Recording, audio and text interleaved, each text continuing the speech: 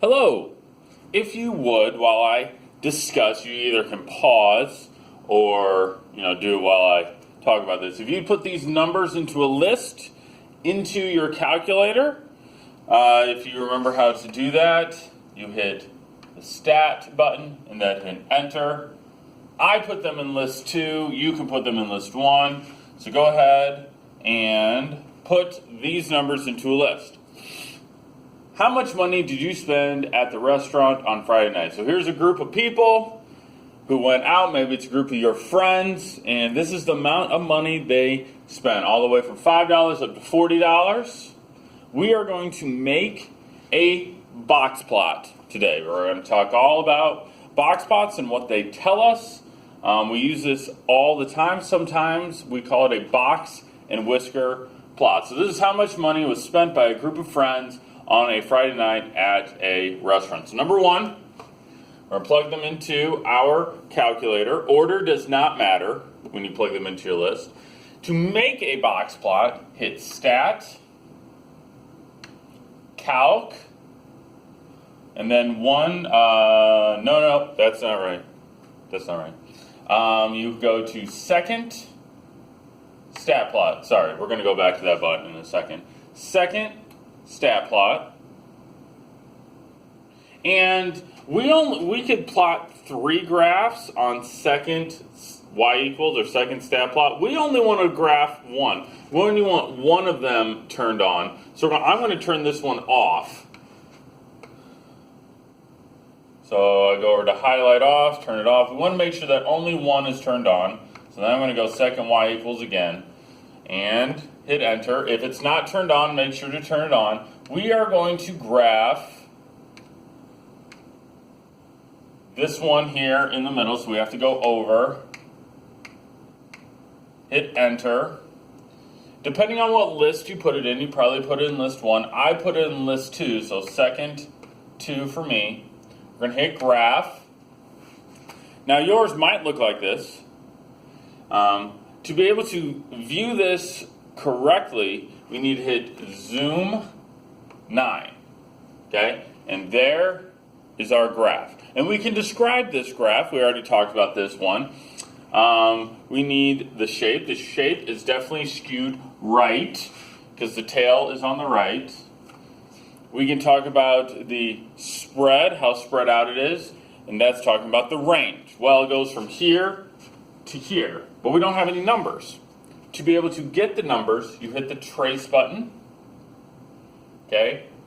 And we can find out, you hit the arrows, and a range is, the smallest is 5, and the highest is 40, so the range is 40 minus 5, or the range is 35. We don't say spread is 35, but we say the range is 35. The shape is skewed right, and we can actually find the center. The median is one of the numbers here. The median is 11.5. The median is 11.5. So that's shape, center, spread. We've already talked about how to describe that. So this is a box plot, and this is how we find it on our calculator. Another way that you need to know how to use or make a box plot is if I give you numbers, okay, I could give you the 5-number summary.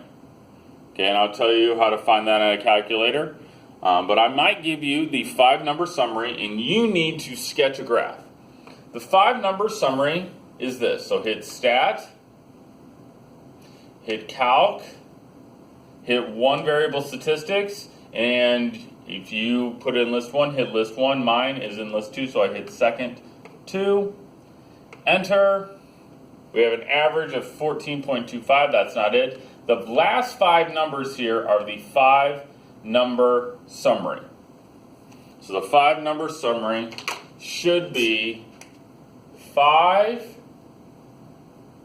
Q1, I'll tell you what that is in a second, 8.5, 11.5, 16.5, and 40. So if I give you a 5-number summary that is 5, 8.5, 11.5, 16.5, and 40, you should be able to make a sketch. And this is how you do it. So you draw a scale down here. I would go the lowest is here, 5, and the highest is 40. And then, what's kind of here in the middle? The middle between 40, 20 is about right here. So we got about 10 about here, 30 here. Okay, some people spend forever on a graph, spending 20 minutes to sketch a graph. That's too long. Some people take 10 seconds to sketch a graph. That's too short. Take a little bit of time, but not too much. So we're going to plot these points, 5, so we'll put a little dot at 5. 8.5, it's about right there. 11.5, it's about right here. 16.5, about right here. And 40, we connect all these dots. Between these two dots, we make a box, and then we go down here. So notice that's exactly what we have on our calculator, but we just did it by hand because we knew the 5-number summary. Now I'm going to tell you what these numbers actually tell us. You might have been able to figure it out or have heard it before. The very lowest number is the minimum. Okay? Minimum number, the lowest number. The 5-number summary tells us the lowest number.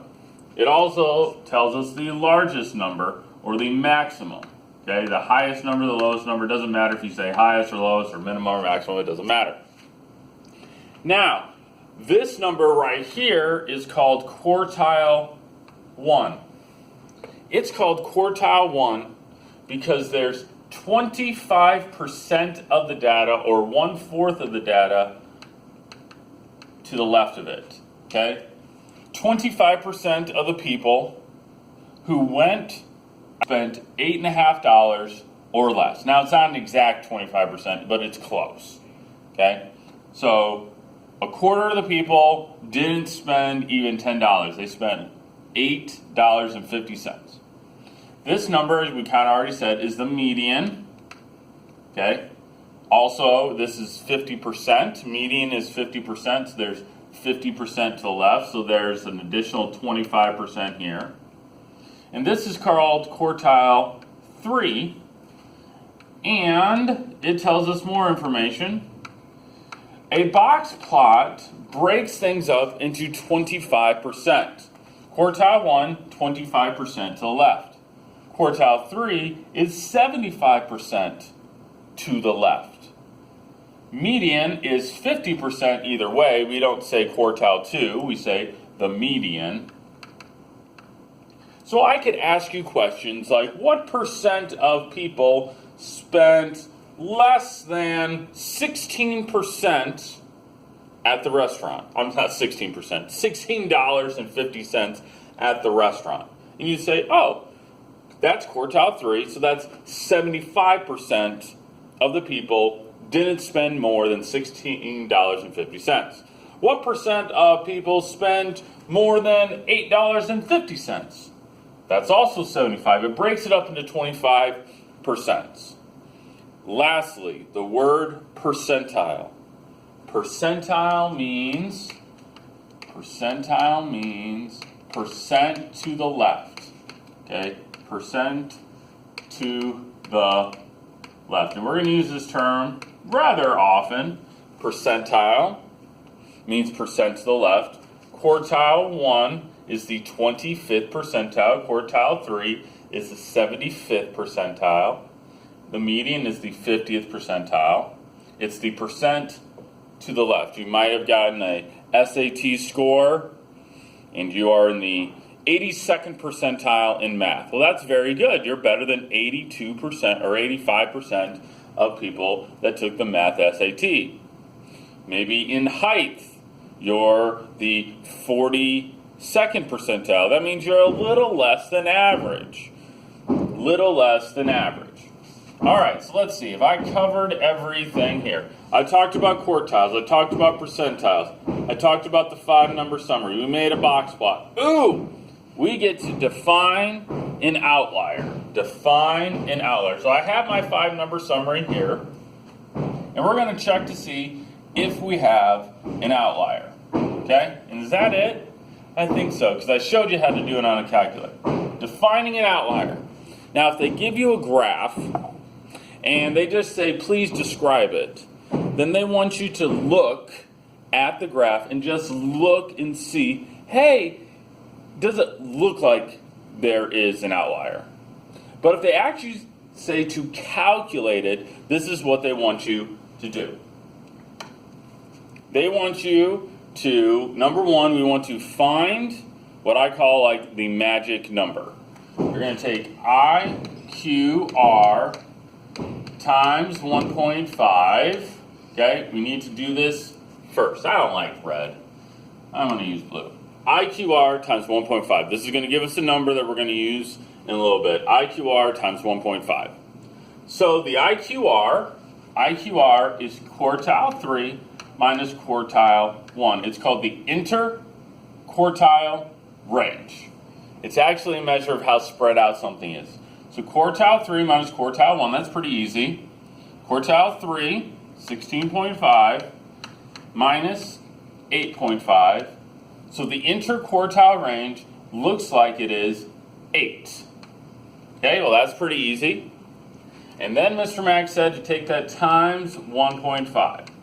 So I believe you take 8 times 1.5, you get 12. Okay, so I have this magic number of 12. Well, an outlier could be a number that is either very, very big, it's just too big, it doesn't fit, or it's a number that's very, very small. So we got this magic number of 12, and we're going to see, is there a number that is too big?